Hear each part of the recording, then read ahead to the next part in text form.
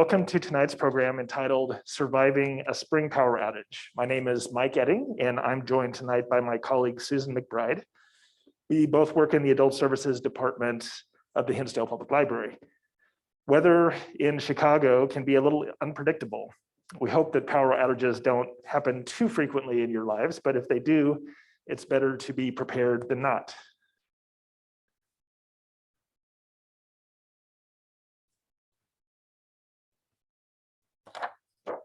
So what are we going to touch on tonight? Well, first of all, we'll talk about some emergency lighting options that are available to you. We will spend several minutes talking about food safety when the power goes out. After all, the last thing you want is for someone to get ill eating something during an already stressful time. We'll talk at length about your power outages or your power options, from short-term needs like charging phones to longer-term needs to keep your essential equipment running. We'll talk about emergency supplies you might want to keep on hand. And finally, we'll talk on some special considerations like keeping sump pumps running and that sort of thing. So the first topic I'd like to talk about is lighting. It's often the first symptom of a power outage, and it ranks pretty high among the things that you'll want to straighten out right away.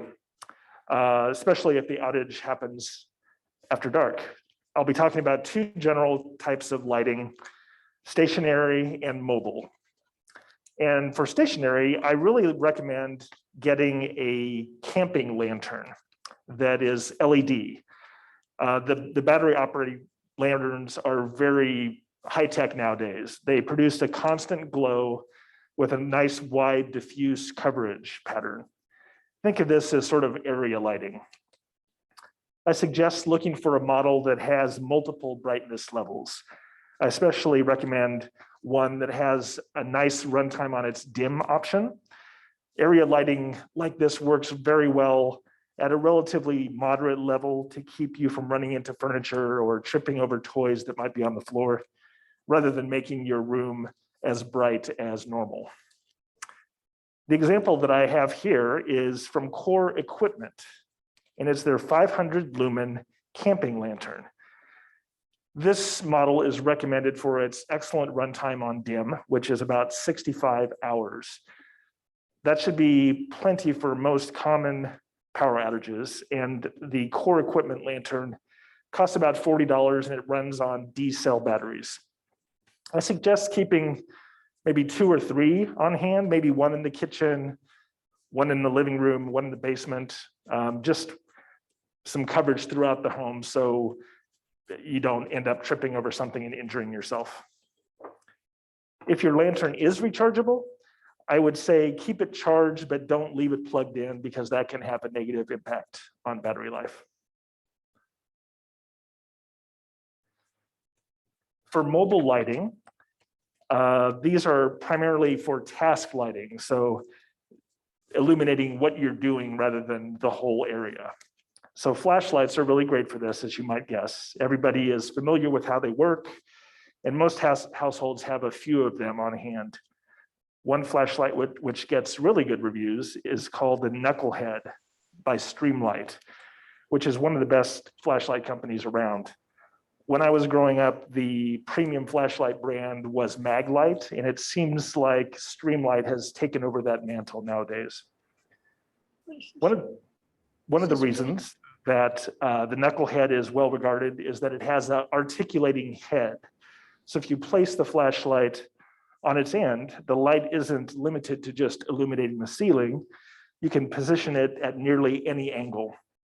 It also features a magnet, so that you can temporarily attach it to a vertical surface like a refrigerator, for example, or a circuit box.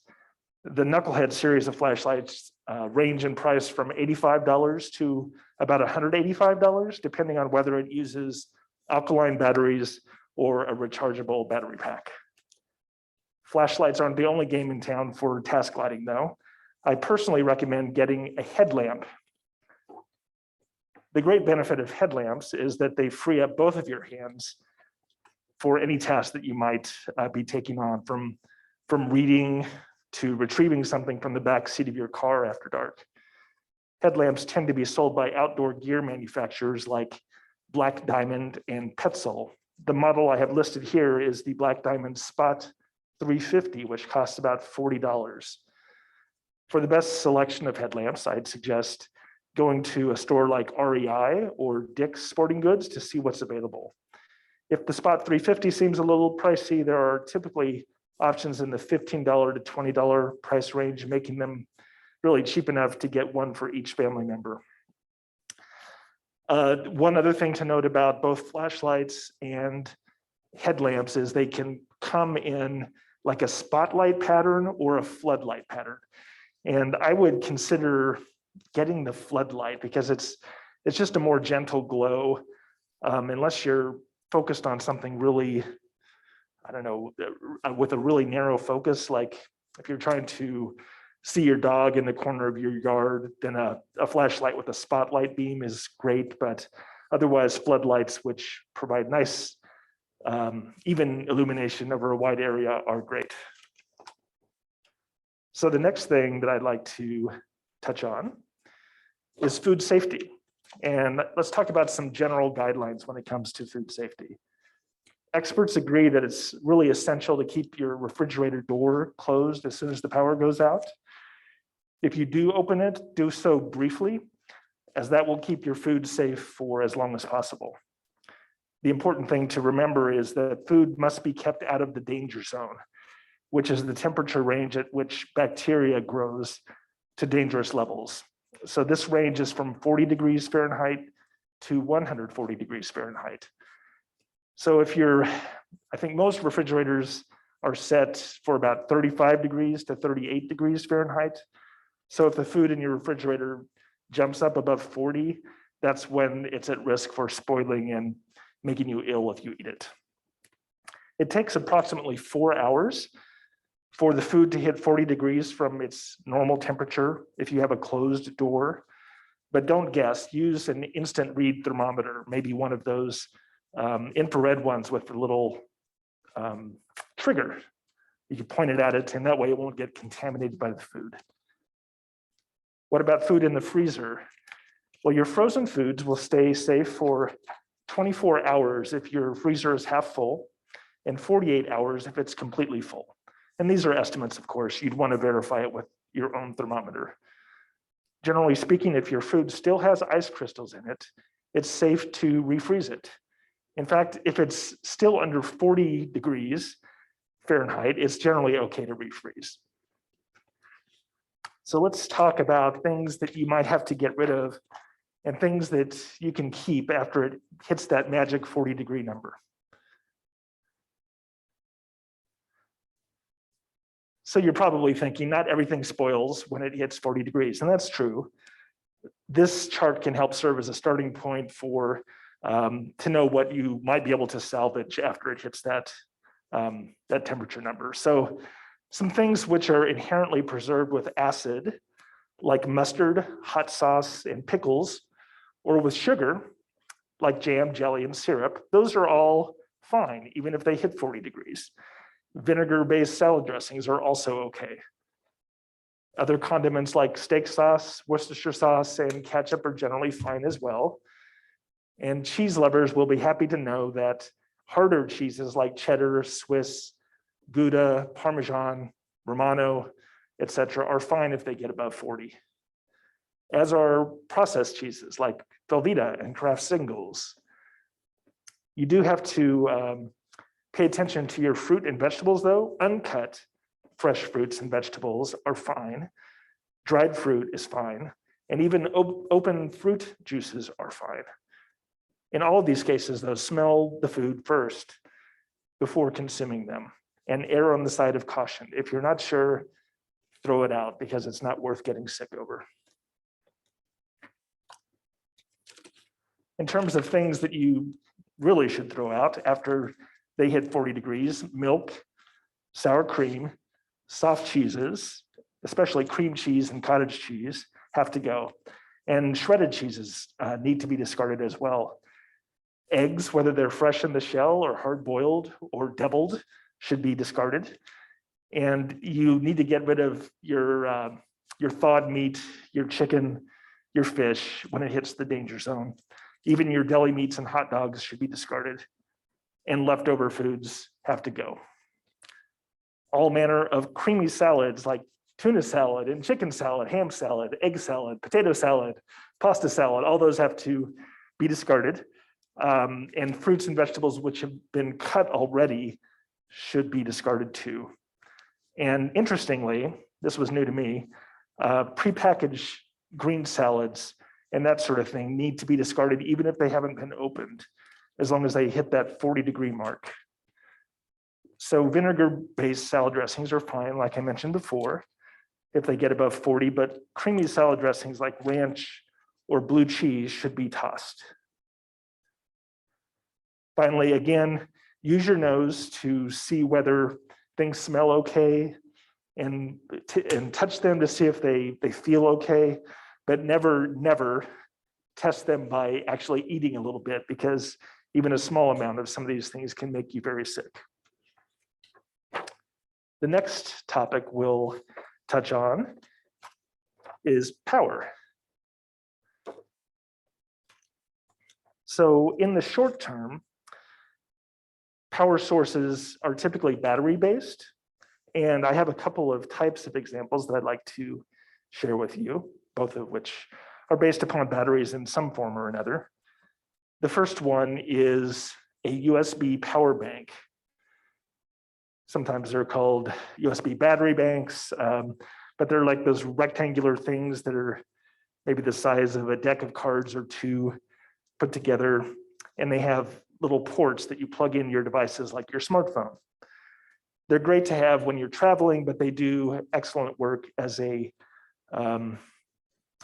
stopgap when your power goes out. They usually use that traditional USB-A connector. You can kind of see that on the picture to the right here. There are a couple of USB-A ports, but to the left of those is the more, I guess, modern USB-C port, which is smaller and can go in either way without trouble.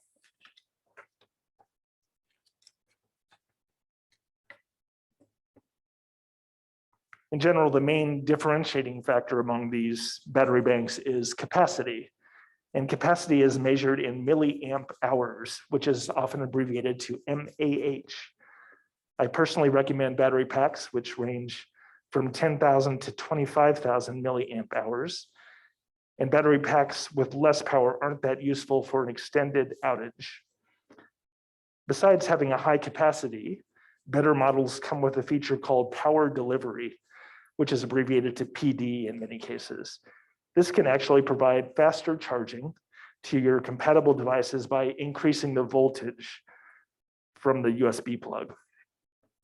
Devices which accept power delivery via USB-C are some laptop computers and things like a Nintendo Switch handheld game console. Check your equipment's owner's manual to determine whether power delivery is supported. Otherwise, a less expensive power bank will work just as well for you. The particular bank that's pictured at the left is the Mophie XXL PD, which costs about $60 and has a capacity of 20,000 milliamp hours. I also like power banks from a company called Anker, spelled A-N-K-E-R. They make good stuff too. USB battery banks are pretty versatile. I've used them to power USB lights, even a small USB fan. With a nice sized battery pack like this, you can easily power a small fan on your bedside table all night. It's a good idea to keep at least one of these on hand if you have a smartphone in your family, and perhaps even consider getting one for each smartphone that you have in your household. It'll just make it a little more convenient and nobody will have to fight over it. The next kind of short-term power you might want to consider is an uninterruptible power supply, or UPS device. These tend to use lead-acid batteries. And because they do that, they tend to be heavier than they look. They're kind of chunky and rectangular and really heavy. This battery technology has been around for a long time and is quite reliable. Your car's battery, for example, is likely based on lead-acid technology. The great thing about UPS devices is that they are capable of powering things that use standard wall plugs. USB battery banks, like we talked about earlier, don't have that feature. The other thing that differentiates them from USB battery banks is that they switch from your wall power to battery power nearly instantaneously when the power fails. Because this happens so quickly, the systems are called uninterruptible power supplies because the power outages don't interrupt the AC power to your device. The idea here is that you leave your desktop computer plugged into the UPS device all the time. And when the power goes out, the UPS device provides power instantaneously and will let it run for a little while. This will allow you to shut it down safely rather than like a messy and abrupt shutdown, excuse me, from an outage. So consumer models are not really designed to let you work for hours and hours plugged into them. It's usually more like 30 minutes or 45 minutes. I have a few of these around my home attached to various things. For example, I have one UPS dedicated to my cable modem and router so that if the power goes out, I can continue to use my internet and Wi-Fi for an hour or two. This can be especially helpful when the power fails because I can check ComEd to see if the outage has been reported and if there's an ETA on when it might be back up. The capacity is measured in terms of volt amps, and I recommend getting a UPS with a capacity of about 1,000 to 1,500 volt amps. I personally like UPS systems from APC, but many people have good luck with brands like CyberPower. And a basic system will cost between $150 and $200. And the last thing I'll mention is that there are sine wave output UPS models, which cost 30 to 40% more, and they give cleaner power. So if you have really delicate equipment, like a really nice computer or I'm trying to think, like a medical device that might benefit from a sine wave power output from your UPS. But for general equipment, I think you'll be fine with a standard one. So Susan's going to talk about a little bit longer term options for power. So one moment, please.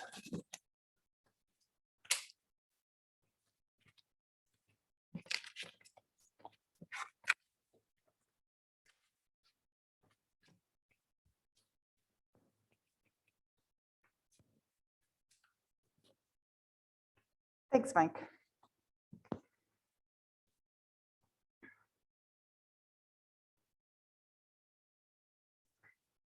So as Mike alluded to, for short-term power outages, you can generally get away with flashlights, some power banks, or portable chargers for your phone, and some other short-term power sources. But when a power outage lasts more than an hour or two, being prepared can help save your sanity. It can help save your food. It can also help save your electronics. And so the best way to be prepared is to avoid a total loss of power, and a generator is going to be the first step to doing that. So I'm going to talk a little bit about different options when it comes to generators.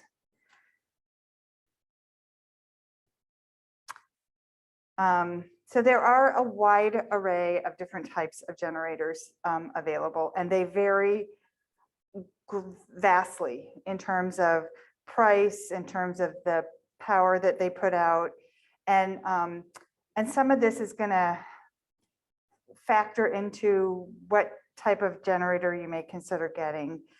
Also, how frequently you lose power, that may also factor into it, as well as your personal needs. So knowing what your goals are, like for your backup power, knowing what you want your generator to do and why you need to have a generator will help you narrow down your generator search. And so let me put it to you a different way. In terms of power output, a generator with, between 2,000 and 2,500 watts, like a gas-powered portable generator, that can power a refrigerator and several lamps. And in fact, I was going to say this when Mike was talking about the refrigerator, but a refrigerator needs to run for 15 minutes an hour in order to stay cool. So what you can do, a strategy with the refrigerator is to plug it in for 15 minutes and then unplug it, and you can plug other devices into your generator. Just a little side note. Some generators are much more convenient to tap into than others. And as you might have guessed, the more convenient a generator is, the higher the price is going to be. So you want to know what you're getting into before choosing your generator. Choosing what is right for you will depend in part on how frequently you lose power and how critical it is that you maintain a source of electricity when the power does go out. Is it critical that you have access to your computer or your internet? Do you have medical devices or a health condition that requires power? These are all important decisions to help you decide what type of generator you want to get and how much money you want to spend on your generator. This table in this slide is something I pulled off of Popular Mechanics, and it just is a reference for you to just see how widely varying different types of generators are in terms of what you can power with them. So in general, there are about 4 different types of generators, and then the battery backup system that I'll also talk about. And this has been a big area of growth too, these battery backups.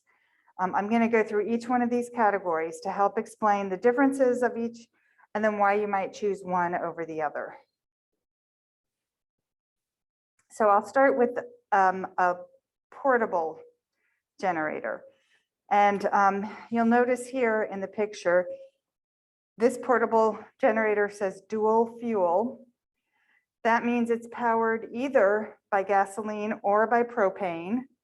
You can use either of these fuels to provide the power for this generator. The term portable is somewhat of a misnomer. You really won't pick them up and move them, but they can be moved. You'll see here in this picture, there are wheels on this, but it's pretty big. They weigh about 300 pounds. They're pretty heavy. So you're not going to be moving it around a lot, but it is movable. So these portable generators can produce up to about 7,500 watts of power. They use either gasoline or propane or both to provide their energy. They are typically the least expensive type of generator. In terms of a generator that's about 7,500 watts or this large portable generator, this will power up to like a refrigerator, a laptop, 5 to 10 lights, a smartphone charger, a home security system, an air conditioner that is of a certain size, 1,000 watts, as well as a sump pump that is around 900 watts. So they can power quite a bit. The main drawbacks to these, well, there are several drawbacks. One is that they have to be ready to go. You have to have the fuel for them, but they're very loud. They are big and bulky, and they use more gasoline and more fuel than other types of generators that I'm going to talk about in a minute. Another thing to consider too is that they produce carbon monoxide.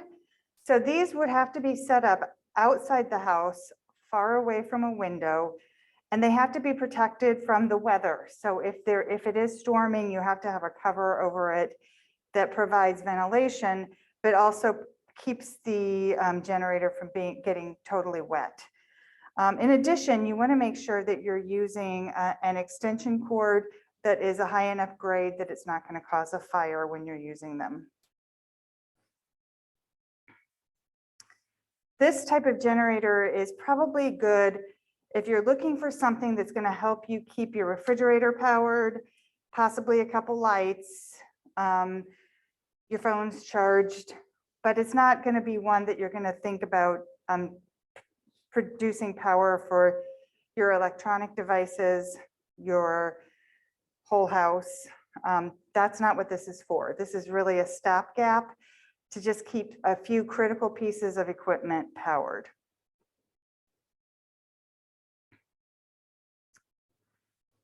So the second type of generator is called an inverter. An inverter is a great option for your higher tech electronics. And I'll explain that to you in a minute. It's also more efficient than the portable generator. So an inverter generator is a device that inverts electricity in order to provide a cleaner, safer power for your sensitive electronics. And what that means is the power isn't going to be fluctuating. So it's not going to cause damage to the more intricate components of your electronics. It's more compact, it's quieter, it's more energy efficient than the previous generator I showed you. It does, however, come at a higher price tag. So according to Consumer Reports, the only models that are worth really looking at are models that cost over $3,000. They performed well enough to be recommended by Consumer Reports. An inverter generator works by converting AC electricity current into a DC electricity current and then back to AC. And this creates a more steady stream of electricity. A typical non-inverter generator produces what's called dirty power. And this is basically power with voltage spikes, and that will harm your computers and your more sensitive devices. So that means if you plug your computer into a regular open frame generator, the power fluctuations could cause memory loss or operating errors if you're not using this inverter. An inverter generator also, like I said, it has a higher fuel efficiency than a portable generator.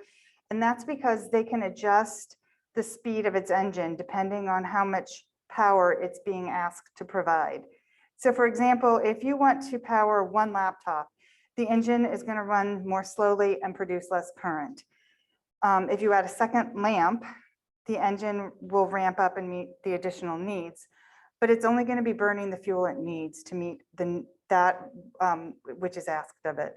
In a portable gas-powered generator, it's a steady stream of power the whole time, regardless of how much power it's being asked to provide.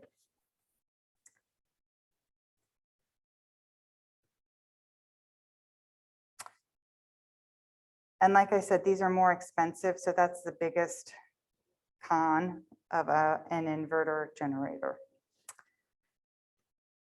The next step up in generators is the standby generator, and that's the large generators that are located more permanently outside the house. They usually are on a concrete slab. As their name implies, they are standing by, waiting for a power outage, when they will kick on automatically to power many of the devices in your house. They are permanently wired to your home.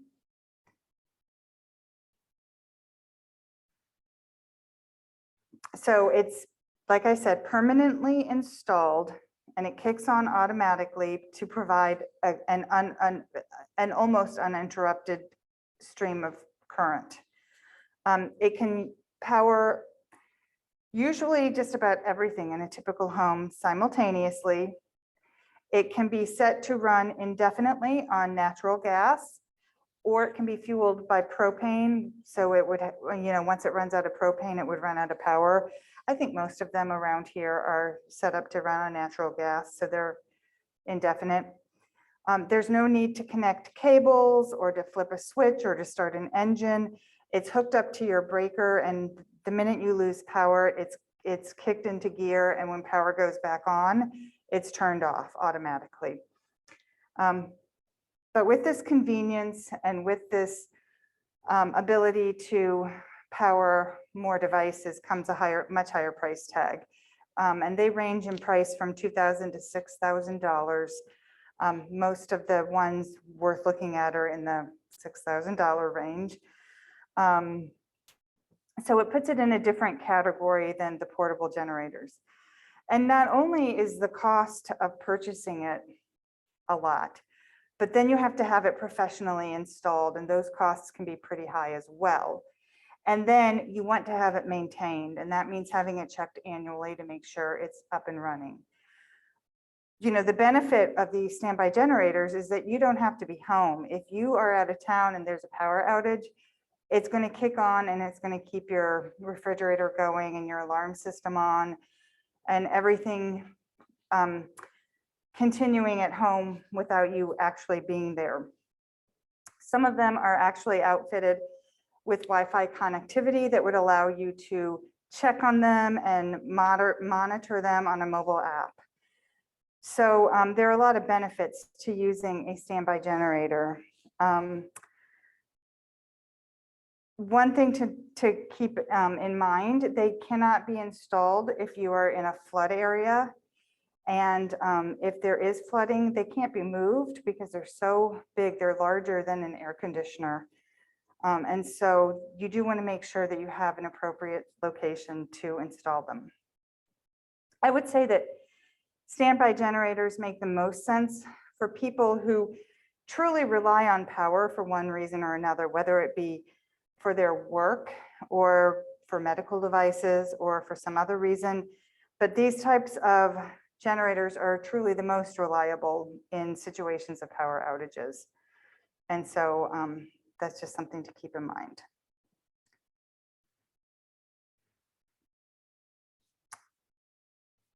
While technically not a generator, a home battery backup system is another way to make sure that you have power during a power outage. A little bit about these home backup systems. As you can see, pictured here is the Tesla Powerwall, but there are other manufacturers who make pretty well-regarded backup systems. So they have skyrocketed in popularity during the past few years, and there's many reasons why. I think the whole idea of the availability of these batteries is one reason why. They provide clean power, and more people are recognizing that the grid isn't always reliable, and so it gives you some energy independence. These systems are pretty seamless, like the standby generators. You don't really notice when you switch from regular power to the battery backup. It's just automatic. The batteries themselves can receive power in two ways. It can either be from your electronic system, the grid already, and it stores the power for you for when you lose power, or they can be powered from solar panels so that you're completely off grid, so to speak. Grid charging will provide battery backup power for about 10 to 20 hours, depending on how much power you're drawing from it and depending on the size of the unit. So there will be a finite amount of power. It won't go on indefinitely, and it can't be recharged until your power goes back on. It may be adequate if your outage is typically brief or spotty, but when it's coupled with a solar panel, you really have indefinite amount of power, because as soon as the sun comes out, you're getting power to your battery until the grid kicks back on.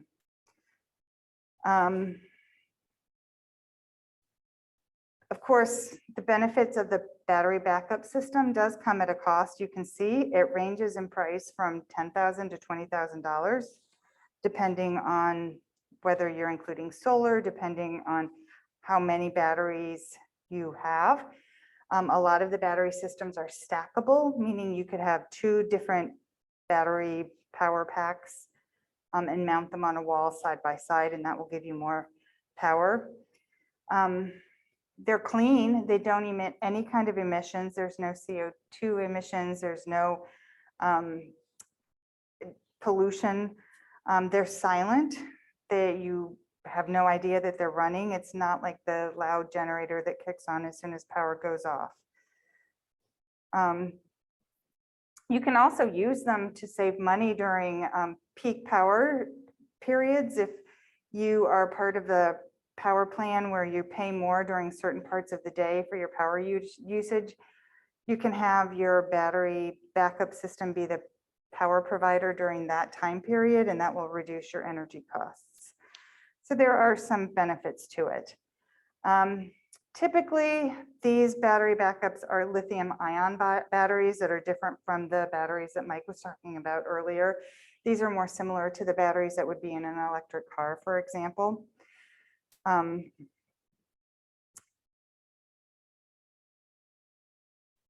then another thing to keep in mind with the battery backups is that they will lose their ability to hold a charge.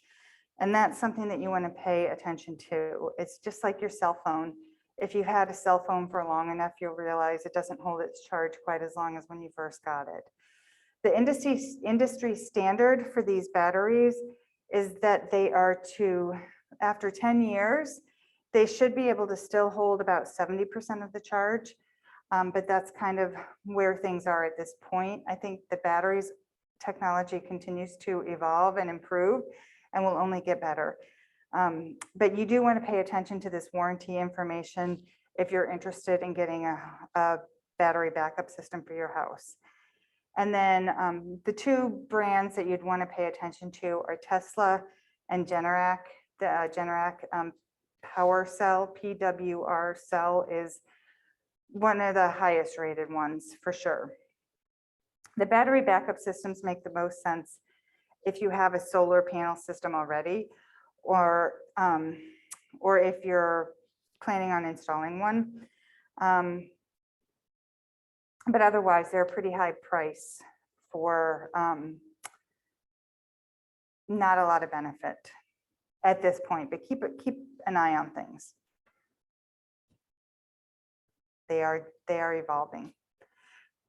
The last type of generator I'm going to cover is called a solar input generator. And this is a smaller generator.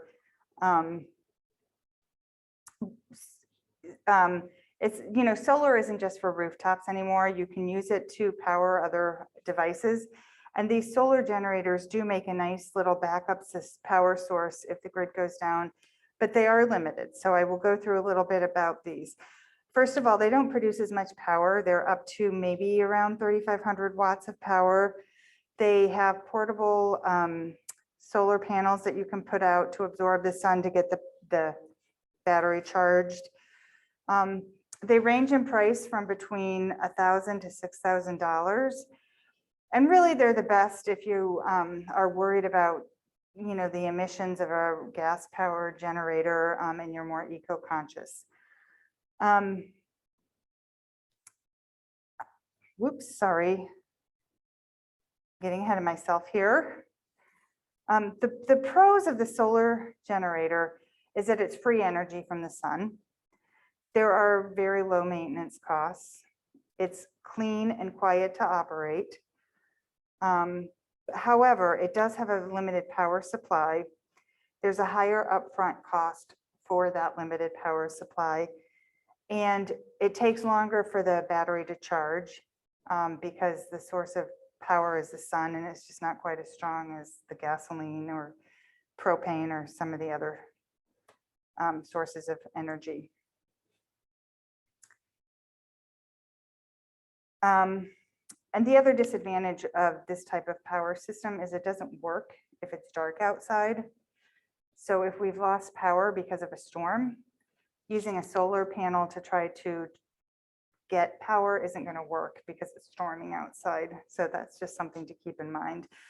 Typically, these types of systems are implemented more for camping than as an emergency power source. But if you happen to have one for camping and you know a storm is coming, you could try to charge the battery and use it just for a few of your lights and small devices.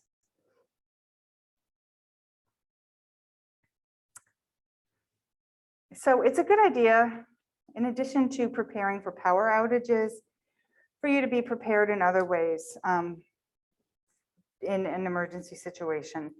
And having an emergency plan in place is the first place to start. And it's also particularly important that you have certain supplies on hand for when there's a power outage, because you may need them. One of the first things you want to know, make sure you have covered, is communication. If there is a storm and you need to get information on the weather or on the news, what's going on out there, and you've lost power, you're limited with where you can get your information. If you have a cell phone, because you will have lost internet, then you can probably get some information on your cell phone using your cell power, but your cell phone isn't going to last forever.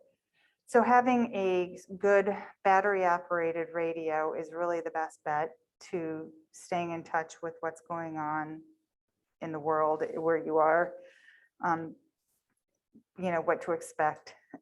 It's the best way to stay in touch. Another thing you'd want to make sure you do have with you is a list of cooling and heating warming centers, so that if it's very, very hot or very, very cold, you know where you can go to get relief.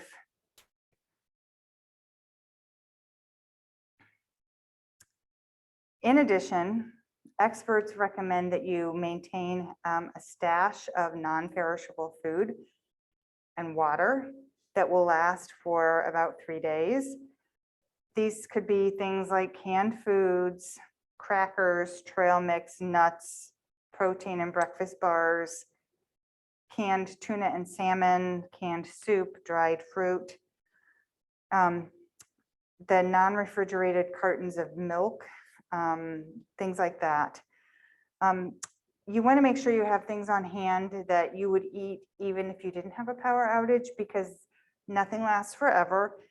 And if you keep an eye on expiration dates, you may have to eat what you have in your emergency supply stash and replace it, you know, down the road. You also want to make sure you've got enough medication. It's recommended that you have hand sanitizers and baby wipes, a flashlight like Mike mentioned, duct tape. If there's a storm that breaks your windows, duct tape is a good way to fix broken windows. A first aid kit. If you lose heat, a sleeping bag is a really great way to stay warm. So having sleeping bags on hand.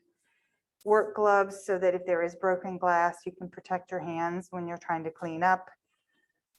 Portable chargers, like Mike mentioned, to keep your cell phones or your computers charged so you can get news and information. If it's winter, having hand warmers on hand is a good idea. You do want to make sure you have extra batteries so that your flashlight can stay powered, your radio can stay powered, other things with batteries that you can keep them juiced up. A fire extinguisher just in case. With power outages, there is a higher risk of fires, so you do want to make sure that you can be protected. So those are some of the emergency supplies that you're going to want to have on hand in the case of a power outage. And then to conclude, there are some special considerations. First, if a storm is predicted, it's always a good idea to power up make sure that your car has enough gas that you can get away if you need to. If power goes out, the gas pumps may stop working. So you just want to make sure that your car is full of gas beforehand. You also want to be careful if you're out driving in a storm that you do not drive over downed power lines, and that you want to avoid parking under a tree just in case the tree falls on you. And we've seen pictures of that. It can happen. Water is another special consideration for a couple of reasons. So I'll start with making sure that you have it. It's recommended, if it's not really, really bitter cold out, that you fill your bathtub with water so that you have extra water should something happen to the water supply. If it's very cold out, you can use buckets and pack snow in the buckets and bring it inside to try to melt it to get water. And then you want to make sure your water pipes don't freeze. And so you leave a trickle of water running in the winter. And you can even wrap them with layers of newspaper and plastic wrap to prevent the frozen pipes. Heat is another big one. To stay warm during a power outage in the winter, you want to try to have one room that all of your pets and all of your people can spend the most time together. That will help provide heat to the room. You want to pick a room that has few or no windows, or if it does have windows, that they're south-facing windows. And then you want to keep the blinds drawn or the hang blankets in the window. And if it is south-facing, you can let the sun come in during the day to try to help heat it.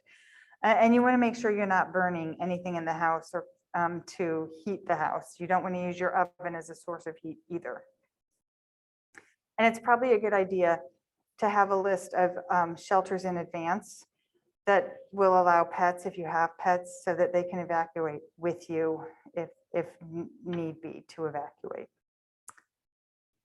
Medical devices are, if you are on a medical device that requires power, that takes special consideration when a storm is coming. You're going to want to talk to your medical provider about a power outage plan for your device. And also if you have medication that requires refrigeration, you want to find out how long that medication can be stored at higher temperatures. And you want to get specific guidance for any medications that are critical for life. You need to have a plan for alternative sources of power. And some of the plan could include some of the generators I've talked about. It could include going somewhere to have power. But you want to make sure that you do have some kind of battery backup for your medical devices. And a lot of times the devices will have instructions, or you can talk to the equipment suppliers to find out what their recommended backup power options are.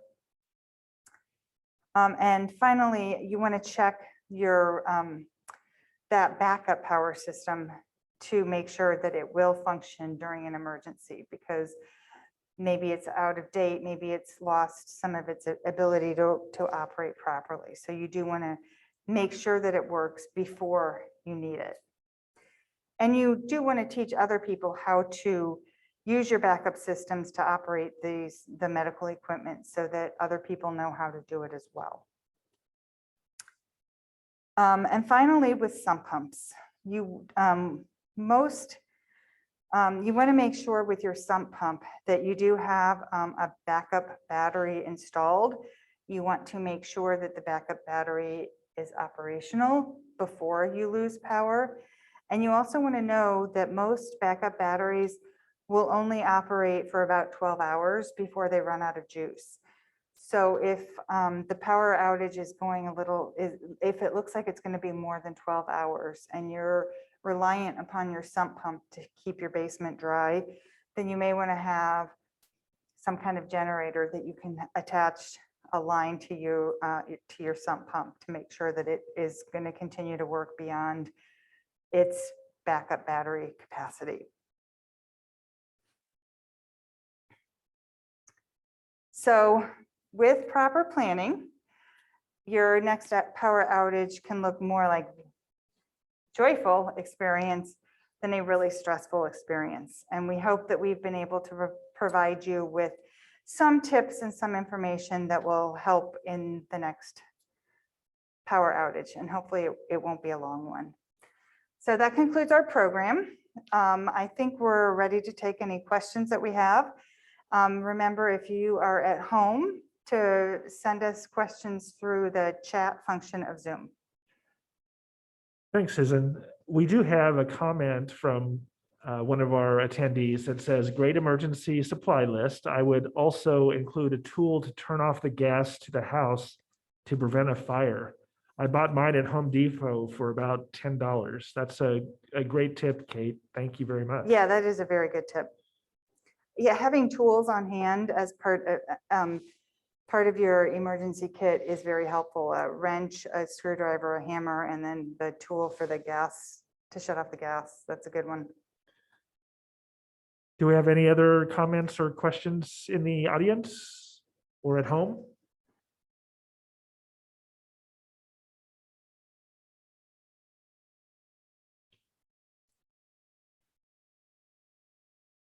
Well, thanks to all of you for coming out tonight and for joining us online. And we hope that you've learned a few things along the way. And if you have any questions, of course, you can direct them to either Susan or I at the library.